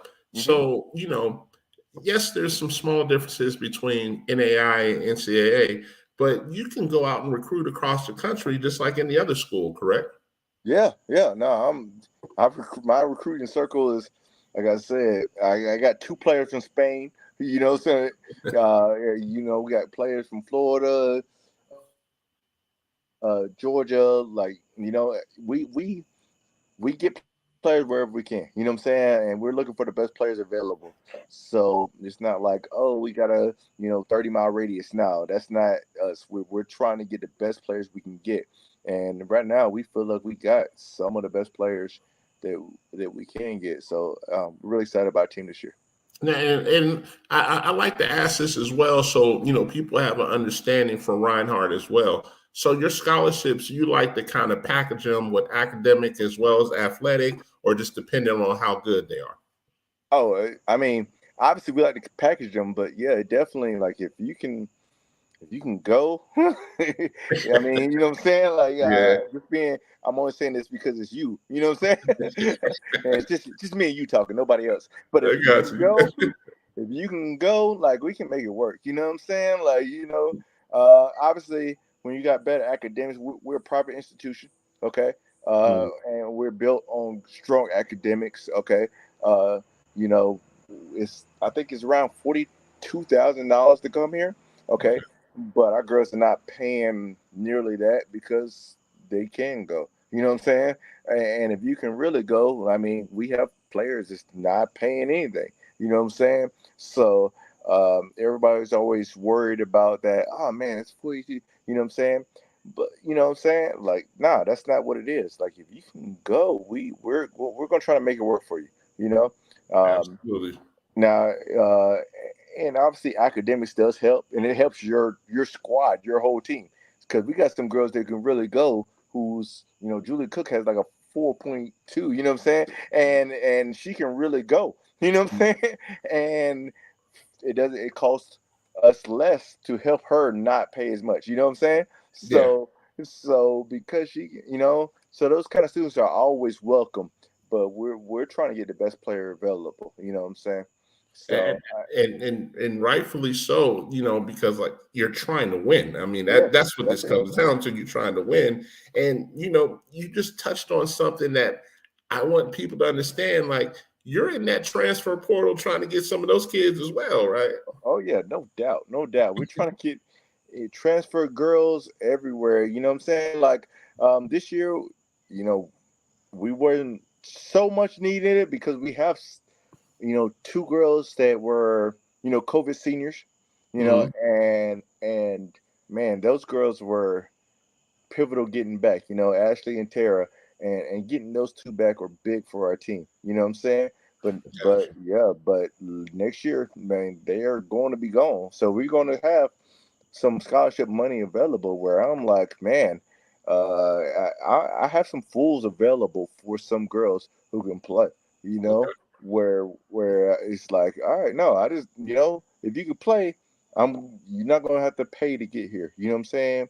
So yeah, but those girls are gonna have to be those all conference level players, those kind of players that can those team changers, So Mhm. yeah, that's what we're looking for. And let me ask you this. So, really, when it comes down to it, of course, you're looking for game changers and you're looking for players, but what type of system, what type of player fits a Ryan? What type of system do you run so we can say, oh, that's a Reinhardt player, or, that's a Coach Campbell player? So for me, I've always felt that I'm going to get the best player available. You know what I'm saying? Like, all right, listen, and then once I get you, I'm going to run my offense to run through my first top 3, 4 players. That's what I want to do. You know what I'm saying? Hmm. So this year, I feel like we're going to run a lot of four out, one in, and 5 out. You know what I'm saying? Hmm. So because we have some great players, Tara is going to be able to play the. She's going to play 5, and she can shoot the ball at the 5 position. You know what I'm saying? So it's like, all right, I'm gonna run 5 out. You know what I'm saying? Like, because that's what she can do. Ashley can get downhill, so we're gonna run a lot of stuff, getting her the ball, running downhill. You know what I'm saying? Maria, who's the freshman from Spain, or is a sophomore this year. But you know what? I'm gonna get her the ball in space where she can go downhill. You know what I'm saying? Hmm. So I've always felt that as a collegiate coach, for me, I feel like I have so much flexibility. All I want to do is get the best player available. Okay. And then once you get there and I see you play a lot and I already know what you are, listen, it's so many schemes out there. It's 100 ways to skin a cat. You know what I'm saying? You know, That's true. and, That is and I true. just want, on the offensive end at least, I want to run something where my top 3 or 4 are in their best position. Okay. And on Okay. defense, we play tough man-to-man defense. Okay. And that is not. I don't care who you are. That's what we're doing. Like you know what I'm saying. Now that I'm all flexible on the offensive end, but on the defensive end, listen. If you ain't ready to play defense, you might as well come sit next to me. So, so we're gonna play tough man-to-man defense. People who want to box out, rebound, hit somebody. You know what I'm saying, and put the fear of God in people. You know what I'm saying. So like and preseason we're gonna work towards those days. We're gonna lift weights. We're gonna run, and then we're gonna do things that uh, uh, uh, other teams are not going to do or they're not going to want to do. You know what I'm saying? But we're Mm. going to prepare to be tough, and that's my goal as a coach.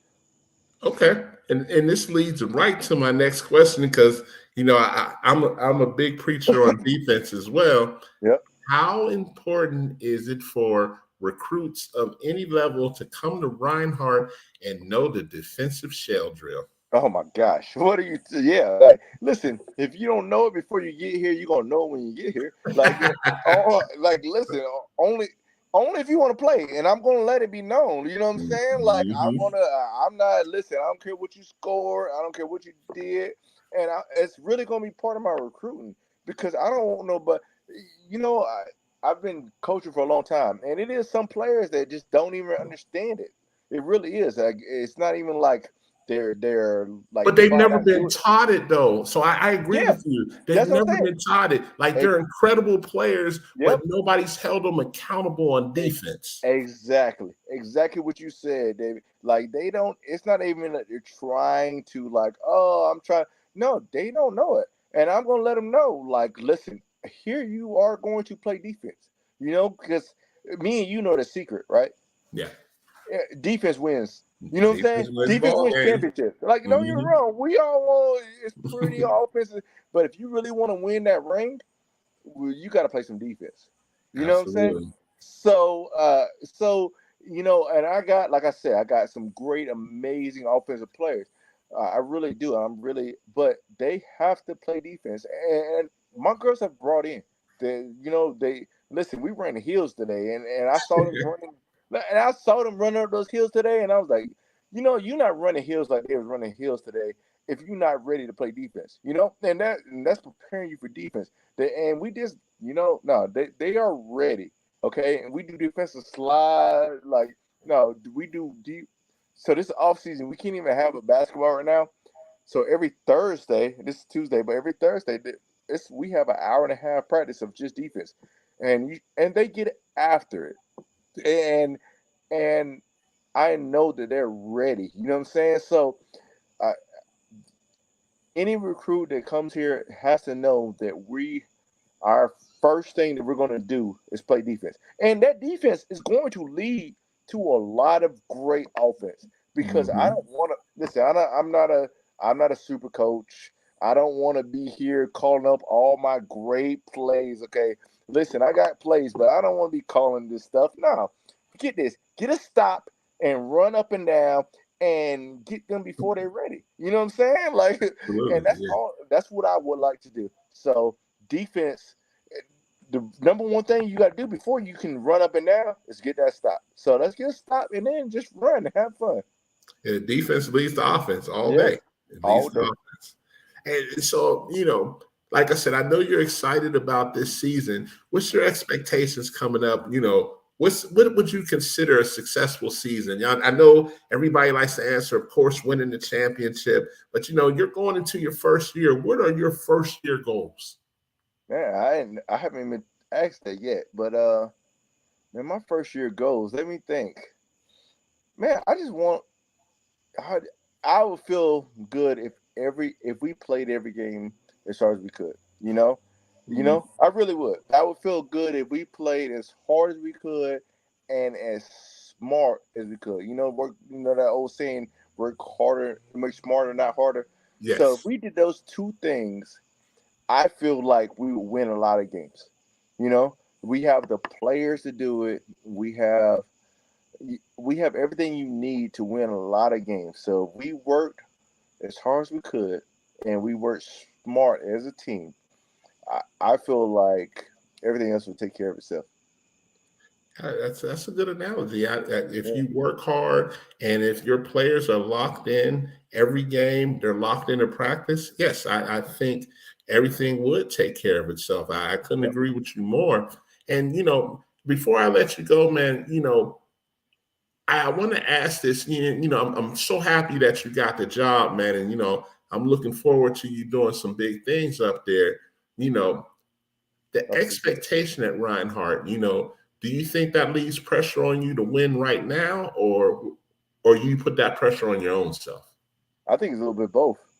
You know Okay. what I'm saying? Like me being me, listen, what am I waiting for? Like, listen, you know, I got the job late, whatever, whatever. No, let's win. Let's win. Let's win.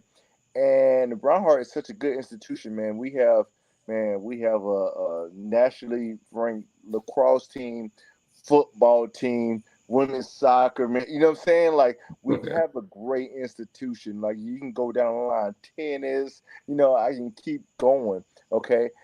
So we have a lot of great sports because, like I said, we're in such a great area. The campus, when people come on the campus, they usually like, oh, I gotta, you know what I'm saying? Like, okay, I'll come. You know what I'm saying? Like, because as in real estate, they say location, location, location. And Absolutely. yes, and it really is. It's a great location. Like I said, over 500 acres, and you feel like you're in the middle of nowhere. Like, it really does. It feels like you're in the middle of nowhere, but you're Mhm. 8 miles from the city, from a small city, and 45 minutes from a humongous city. So it's just, yeah. So yes, I think those, that is on both ends. I personally put a lot of onus on myself because but also I'm sure it is there from being a great institution. But I don't think they can put more pressure on me than I do on myself. So, Okay. it's not. Yeah, it'd be real hard for them to put more pressure on me than I do myself. So, Listen, man, I'm excited to see how it turns out this year, and I want to get up there. Make sure you send me your schedule because I definitely want to check out some games, man, and see how you guys are looking throughout the year. And man, I definitely wish you the best. And your family on this show, man. So you're I welcome appreciate it. anytime, man. You know what I I, mean? I appreciate it, David. I really do. So I definitely send that over to you. Oh, absolutely, man. We'll talk soon, okay, man. You take care. Yeah, you too. Do the same. All right. Coach Campbell, man, I'm excited to see what he does up there at Reinhardt. He's going to bring that energy. He's going to bring a different type of tempo to Reinhardt, and I think they're going to do well. Give him this year to see how they get their feet wet. And I think he can actually shock some people this year and sneak into that tournament this year. Man, my next guest. Oh man, I'm so happy for this guy, man. I mean, when I say puts in the work, and that's been the theme of this show, man. Just a honestly good guy, man. And when he got this head coaching job, I know his phone was blowing up, and I know I made it my business to send him a congratulations as well. And we got Coach Douglas Bird, from the head coach at Chattahoochee Valley Community College now. How you doing today, brother? Man, I'm doing great this evening. I appreciate you having me on your show. Oh man, anytime, man. You know when Coach Hicks went ahead and made that announcement, man. We talked about this. I know that phone was going crazy because, man, you're a good guy, man, and you put in the work, and people were honestly happy for you, man. And I know I was one of them because I was sending my texts out like, "Congratulations, brother, happy for you." And I know you're gonna put in that work to put Chattahoochee Valley on the map as well. For sure, man. I'm like 140 still stuff I need to get. I need to respond. It was really, David, it was really overwhelming that night that Coach Hicks tweeted the new hire. Yes, it. That was like infectious. Once he tweeted that out, it was on. Yeah, I was getting calls from actually all over the country, West Coast, of course, where I'm from, California, as well as the South, the Northeast, Southeast. It was overwhelming. It was humbling, but also I was grateful for the opportunity. People really showed a lot of love and continually to do that. I was at an event, Sean Williams event on Sunday, and I had to tell people I come here to watch it, kids, and I make sure I get right. I make a round and come to you, and we could chop it up. But it was just, again, it was overwhelming. Man, and I'll say this with no problem at all. it's a testament to who you are, man. It's a testament to who you are. You know, you put in the work. Even before this, you know, when you were at Eastern Florida and stops previous to that, man, you were at events, whether it was Final Four, on the radar in Atlanta, you were in Alabama, you were in Florida. So you were out there. You were one of those foot soldiers putting in that work, man. So, you know, the people that are out there, we all see each other on a regular basis when we're out there. So we know who's out there and who's not out there. And you're one of those guys who are out there. And on top of that, you know, I have yet to hear a person say a bad word about you. So, like I said, it's a testament to who you are, man. And, you know, everybody know Bird. You know, Bird, that's my guy. That's a good guy. And, you know, I've yet to hear somebody be like, oh, no, you know. And again, like I said, you said it yourself. When that announcement went out, I knew that night, because when Coach Higgs put it out, and you know he's another good guy as well. When that went out, everybody, let me go ahead and hit Bird. Congratulations, brother. And I knew what it was, and you know I know what you're going to do with that program once you get yourself established there. There's no doubt in my mind, no doubt you'll have CVCC doing big things up there. And you'll have the support of Atlanta. You'll have the support of Alabama. You have the support of Florida. You have the support of California. You have support everywhere. You have support coming from everywhere. And that's a testament. Now, now the real job comes, because now you'll have so many people. Hey, coach, I got a kid.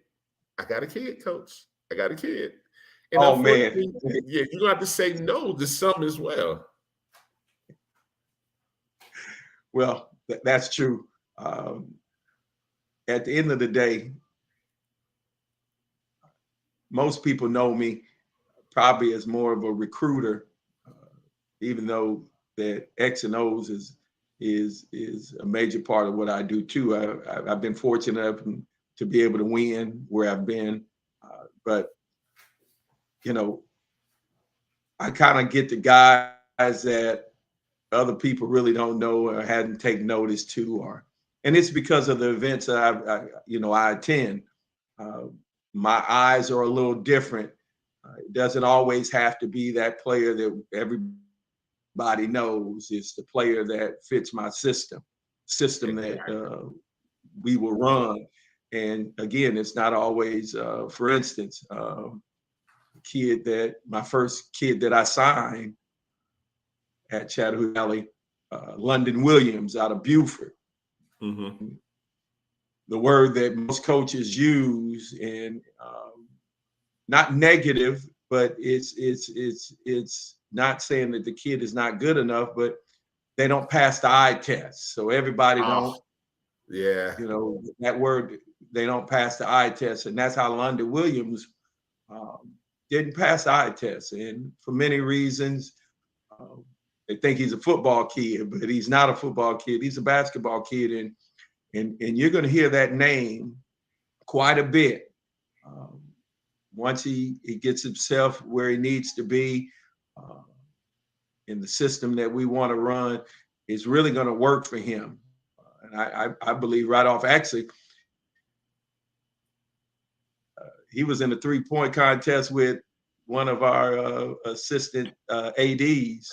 And assistant AD played for the Seas, and they were shooting that thing, and it got a little testy there. And if I'm not mistaken, London came out on top shooting those threes.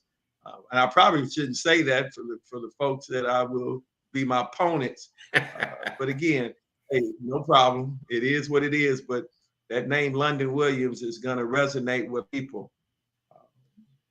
Undersized, 6. Let me ask you this, Bert. What's your things that I like on the social media? Yeah, power forward and center. Bert, let me ask you this. What's your expectations going into this season with your first season at CVCC? You're expecting big things. I mean, I know, of course, I know you want to win. I mean, that's in your DNA that you want to win. But what's the expectation, man? Well, I think, for CVC, Ben Higgs, he did an unbelievable job. He averaged over 20 games in the 3 years he was head coach there. So, the program, wasn't bare. It's a winning tradition that we're trying to maintain and that I want to carry. Bottom line, many people may not know, David, that half of the Alabama conference went D2 JUCO, and we're one of the 8 that will play D2. So I believe that our conference has a chance to be one of the top 3 states in the country at Division II. I'm glad you said that. I honestly didn't know that, Bert. I didn't. So half the conference with D1 and then half is still D2, right? Well, yes. So it's Bert, 18 conference because it used to be a north and south for the Division I. Well, half stayed and half went D2. Okay. I think we're going to be one of those top. Alabama will be one of those top states of Division II. I mean, the talent there are Division I talent. Yeah, I agree. Man, Bert, that's Big State, who won the conference, went to Hutch. They're going to be a D2. And Snead is traditionally good. Expectations are for sure. Yeah, without a doubt. And most of the teams that are in D2 are traditionally, I don't know what the number is, but it may be a handful that won 20 plus games last year. Yeah. If I'm not mistaken. So man. I'm excited about, what is on the horizon, not just for Chattahoochee Valley, but for our conference. For Region 22. So Bert, let me ask this. So with you going Division II, does that give you a new region number? No, we'll stay still 22. We'll be region still 22, but under Division II. Okay. All right. Okay. Yeah, that's so interesting. region number doesn't change. Yes. It's the same. And that, I guess, the number 22 stands for Alabama. So gotcha. It's okay. But majority of our games are going to be Division I, David. I will play more Division I games than I will play Division II. That means I'll play. You're gonna be battle tested, bro. You're gonna be battle tested. For sure. Yes. Our conference, our region will be battle tested. Yeah, because they're going to be in the same predicament. Yeah, whoever comes out of Alabama for D2, they could make a run, Bert. If I'm not mistaken, D2 is like Division I. I'm thinking that we're going to get to it. You think it's a possibility we can get. Yeah, I think as a state we're going to be that good. Okay.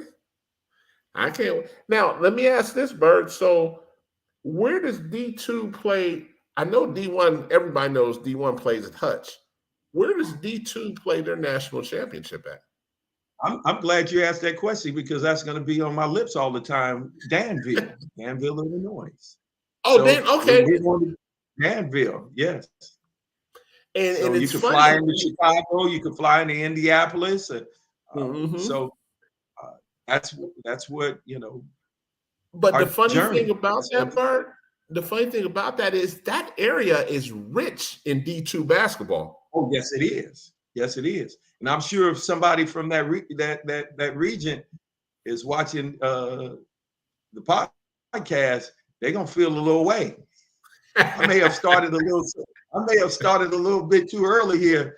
I'm sure Region 22 is saying, "Bird, come on now, give us a break. Yeah, let us play a little bit first." yeah, man. So, and it's funny we're talking about that because I'm actually, I've gotten to meet some of the JUCO D2s in that area. And so they invited me to their Chicago JUCO in October. So I'm going to go take a visit and cover it, man. that might be something that we may want to do in the future as well. Okay. Okay. It's a majority, because it's not that many D2s in the Southeast. Now, That's Florida true. has 4 now, if I'm not mistaken. They added. They used to have 2, right? Jacksonville. They used to have 2. They used to have 3. Okay. 3, and I think the 4th. Well, they added Florida State Jacksonville. Okay. Would be the 4th, if I'm not mistaken. Interesting. Okay, I Yes. didn't know. And so, and really, there's not a lot of JUCO D2s in the South, really. No. Now, I would say Arkansas has, because Robert Arkansas Byrd, has a couple. Yes, they do. yes, because Coach Byrd was there. Robert Byrd, that's now at Yes. He's at Kilgore, right? He at Kilgore. Yes. He's at Kilgore. Yes. Yep. Yeah, this is his first year at Kilgore. That's correct. Yeah. So I was aware of him, his program, and did an unbelievable job. I agree. But it'll be interesting because we've been Division I. You got 8 teams that are going to be D2, and it's going to be the same talent that they recruit are going to be Division I type of talent like us. So let me ask this. Now, this becomes interesting. So because you go JUCO D2, most JUCO D1s a lot of times give full scholarships. Will that be the difference at Chattahoochee Valley? Well, and this has been a question on social media about what is, when people say a full scholarship. Mm-hmm.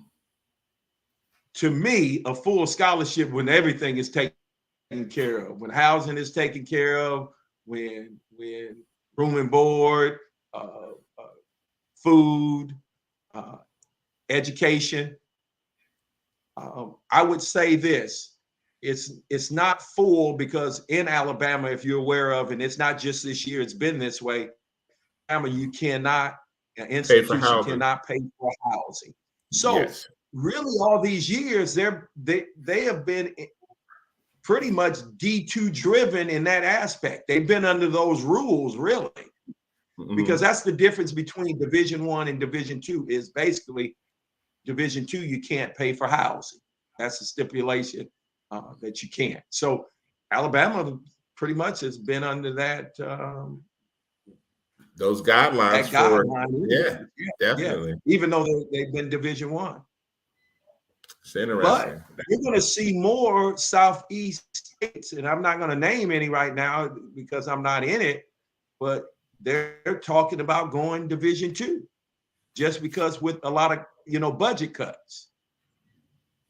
So they're going D2 so they won't have to, they're going D2 so they won't have to cover fools, is what you're saying?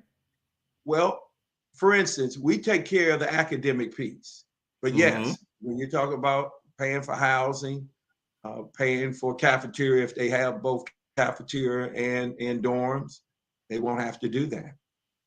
Wow. Okay. Or they won't be able to do, or at least they won't be able to pay for the dorms and food. Now, Bert, let me ask you this, man. We talk on a regular basis. Sometimes we get, we get to chopping it up with Keenan from Chabot as well. Yes. What is your vision now that you have this head coach and JUCO job? And I know this isn't your first rodeo with this, but just listening to your excitement, what are you trying to establish there at Chattahoochee Valley? One of the things I'm just trying to follow Ben Hicks. Ben Hicks has done an unbelievable job. Not only that, not only has he been a head coach there, he's been an assistant under Hall of Fame retired coach Richard Mahone. Richard Mahone, 20 plus years, if I'm not mistaken there. He was his assistant back in early 2000s. Ben has a vision for not only that, Ben's father won a state championship in 1978. And Ben's father's brother, his uncle, won one state championship in 1985. So, and Ben is from Phoenix City. So the vision that he has for Chattahoochee Valley Community College, man, I'm on board completely of what he's trying to do to make it a perennial, and not just in basketball and softball, baseball, women's basketball. So we're looking for a whole program to be nationally known. One of the things I didn't realize until about 2 weeks ago, when we had the alums come, Chattahoochee Valley has won one national championship, and that was in golf. We don't have golf at the time, and 17 state championships. So I didn't know that. So it's a rich history. And the school opened in the 50s. So that's a lot of wins in that time frame, especially when you're in a state like Alabama that has other resources that are better than what we have. Mm-hmm. I agree. You know, I'm just looking to add on to what Ben has done, and to make sure one of my goals, and it's a team goal, my personal goal. You know, last 2 years I was at Eastern Florida State College in Melbourne, Florida, working with Jeremy Shulman. We had the 2 years, we had 6 academic All-Americans. Nice. And I've never been a part of having academic All-American. And our first year, we were ranked number 6 in all JUCO as a basketball team. Okay. So that's my goal, for us to have multiple academic All-Americans and to be a team All-American as a unit. Okay. The winning is going to come. I think we have in place. Of course, the word on the street. Since I got the job late, we'll be in a rebuilding, or we won't be as strong this year. That's what they say. I disagree, but we still got a lot of work ahead. Right now we're conditioning in the weight room. I haven't seen them go up and down yet, so I don't even know what that looks like.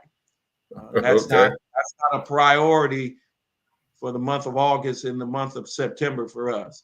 For us, it's to be in the best shape we can possibly be in. Okay. So you basically want that strong academic culture as well as being a perennial power, basically. That's correct. I believe we could do both. And I believe we could do better on the floor if we do well academically. The support that we have at Chat Valley is unbelievable academic support. And we want to take advantage of that. Why not? Why not? I agree, Bert. And so, a lot of people who don't know you, I want to ask this question, so they can warm up to you. What type of player is Coach Bird trying to bring to Chat Valley? Man, a player that fits the system I like to run. Okay. We like to play fast. Okay. We like to play fast. We like to shoot a lot of threes, and we want to get easy buckets. So first of all, we definitely got to rebound the ball. Okay. We want to get up the court. We want to get layups and dunks. If not that, we want to shoot the three, and if not that, we'll get in a half court set and go from there. Okay. We're going to make our opponent defend.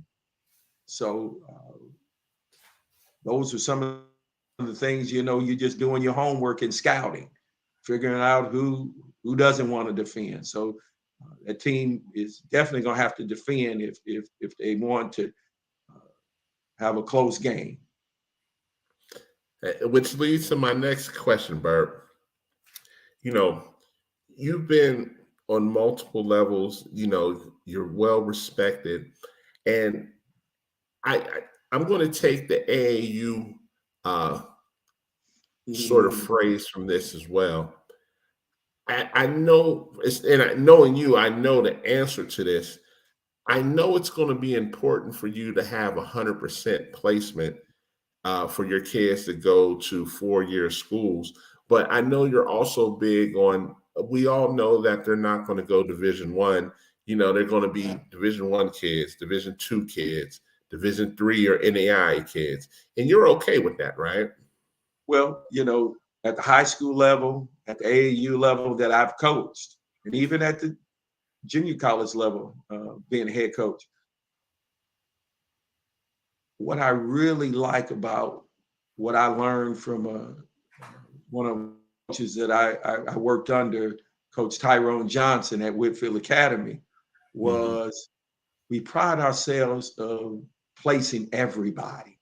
Yes. At whatever level. And we've been able to do that. The last AAU team that I had, we were able to place every single person, not at all Division 1, but at every level. And that's what we've matters. been able to do everywhere I've gone. We've been able to place somebody. So we got a caveat for everybody. We got Division 1s, we got Division 2s, we got Division 3s. Sometimes that's left out. We have NAIA kids, we have JUCO kids. So we've been able to place them at all the different levels. And I've been proud of that, because I think that makes a complete program. Because why should only a handful of kids go to a certain level? It's a team, it's not an individual sport. Why is everybody not going somewhere and play? Absolutely. I couldn't agree more with that. I'm hoping that's going to happen, because I don't want anybody left out. Nobody should be left out. It's rare that a team is going to have all Division 1s, even in the Panhandle, even in Florida. You're going to have all levels. And we're able to do that in Eastern Florida as well. Jeremy, that was one of the things that drew me to him. Even though we've known each other for a long time, for double-digit years, his program the same way. Even though he'll have a high level of Division 1s, he still will have the other levels. That means nobody's left out. Absolutely. And that's what matters the most to me. Like, yes, D1 is the cherry on the top, but like you said, it's that placement of these kids having options and having opportunities to be able to graduate and be successful. And it's not to say you can't be successful with a 2-year degree, but finishing your education is what this is all supposed to be about, while you're being competitive and playing. Like you said, you want that competitive atmosphere, but you also want that educational piece as well. Oh, without a doubt. I know I'm preaching to the choir, you and people who are watching your show, with this term. It's not about just the 4 years, it's about the 40 year. Absolutely. It's about being able to take care of themselves, take care of their families, be a good citizen, be a good person. And those are some of the things we want to do. Also, when I talk to my young men every day, we talk about what that 40 year, for those who know what they want to do. That's another part of my job. It's not just, I always say this to parents and to kids that I recruit. If you only improve your dribble, passing, and shooting with me, I failed you. Absolutely. Couldn't agree with you more. And so I ask the young men, what are some of the things you want to do? We have a young man that loves to take pictures. So I have a real good friend of mine who's close to retirement in Hollywood, that's actually here now, but he's been 40 years. He has a Academy Award, Emmys for camera.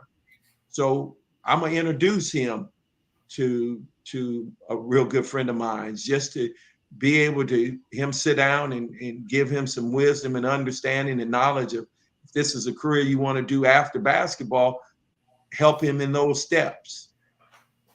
And so, that's another part of what we're going to be doing, a mentorship in our program.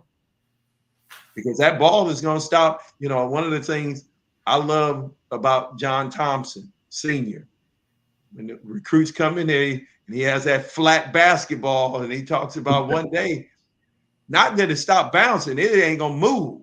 It's gonna be flat, just like he has, displayed on his desk. And not only that, I tell my guys, man, if basketball is all you know, that's pretty shallow. You need something to take you away from it. It just can't be basketball. Yeah, we know it's a priority, but you should have other interests. I tell them, I said, I've been blessed to have more than just one interest, and I'm pretty good at some of the other things that I do. Absolutely. And it's gonna help you be balanced. You gotta be a balanced person. So, a lot of people see me in the gym a lot, and I mean a lot. But I have other things that are important to me that I like to enjoy. I mean, see, Bert, now we're talking about something that's just as important, that's not talked about as much. And you're starting to talk about some things that people don't even discuss, like, what's your life like besides basketball? And you'll start getting blank stares because these kids were like, I don't know anything else. This is all I know. This is all I've done since I was 7, 8. So when that basketball becomes flat, as you're saying, we start having these mental health issues in the basketball community that are not talked about. Oh, for sure. And then when you get dropped off, because, and when I say dropped off, when your eligibility is up and you no longer can play and you can just go to school, they have a hard time adjusting to just being a regular student. One of the things, talking over with Ben Hicks, who is our current AD, and what's most important to him is mental health. So I'm going to take reign of that. I'm a piggyback right on with him of making that a really vital portion of what we do at Chattahoochee Valley is regarding our student athletes' mental health. When I was coming along, we didn't talk about that. But again, we shied away from it. Pull up your bootstraps and get with it. Figure it out. And I was one of those too in the beginning. But I saw within kids that it's real. Mental health issues are real. And we can't, it's not always as easy as what we dealt with. And those are going to be major issues that we make sure that we deal with, on a weekly basis, knowing, how they're doing, how they feeling. Is it weak? Some people say it is, but it's real. I've seen it firsthand. We got to get away from that, Bert. We got to get away from that as a community, and that's what has people afraid to even talk because they don't want to be perceived as weak. Being weak. Yeah. Right. We have issues, when I was coming along, nobody talked about people who are bipolar or people ADHD who were diagnosed. We have those things now. Now, we don't want to use them. We don't want kids to use them as a crutch to get out of working hard. Yeah. But I think you'll be able to identify that because it's things that follow how their attitude and how they respond to certain things that you may take notice and might be concerned about. So I'm really happy about that being a major part of what we do in our program, only myself as a head coach, but Ben Hicks as a AD. Absolutely. And man, I can't wait to see what you guys do down there. I got the schedules and, once that schedule come down, I'm going to pick my games and make sure I come down to check out. I'm looking forward to that, man. What I mean? As you can see, 4 of our 5, our first 4 are on the road at 2 2-day classics, Mississippi and Shelton State. In Shelton State. It doesn't get easy. It doesn't get easy. We're starting off with a bang. We'll be able to recognize early, who we are and be able to make some adjustments. I'd rather make adjustments at the beginning of the year and flow into mid and late part of the season. Instead of having that false sense going into That's right. Definitely. I can agree with that. Well, Bird, listen, bro. And actually, I see you that the Mississippi, those two teams we're not going to be playing. We're going to be playing Gulf Coast, Mississippi, and Pearl Rivers. Oh, okay. Yeah, Pearl Rivers traditionally strong. So is Gulf Coast. And they're the host for that tournament. Okay, man. Bird, I can't wait to see what you do, man. I mean, I know it's just a matter of time, whether it's this year or next year, whatever the case may be. I know you're gonna, like you said, you're gonna piggyback off of Coach Hicks and take this thing, right to where Chattahoochee Valley needs to be. And I can't wait to be there to support it. With you being the guy that you are, with you having the credibility that you have, man, we all in Atlanta are excited for you, man. And you had the support. So, man, if it's anything I can do, I'm a phone call away, man. Thank you. I appreciate you having me on tonight. Looking forward for the next invitation. Oh, this is the open invitation. You family on this show. This the barbecue. You already know, Bird. I appreciate it. I'm glad it's not barbecue chicken. Hey, but man, listen, man, we're gonna wrap up the show, and Bird, man, I appreciate you coming on, and man, best of luck to you this season. And like I said, I'll be there to support. A number of us will be there to support. That's a little small drive away for us. Yes. Well, thank you. Okay. So, man, we'll be talking soon, man. And, man, like I said, I can't wait to see you do big things at Chattahoochee Valley. And, the next time you come on the show, I may be saying, in 2-time conference champion, Douglas Bird. That would be nice. Definitely. Well, man, we'll take care, brother. And I'm going to talk to you real soon, okay? Okay. All right.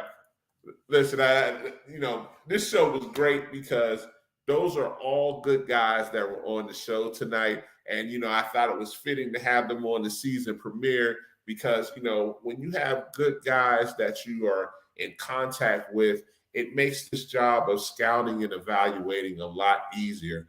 And, I thank all of them that came on the show, from Coach Bird to Coach Campbell to Coach Jennings to Coach Bailey.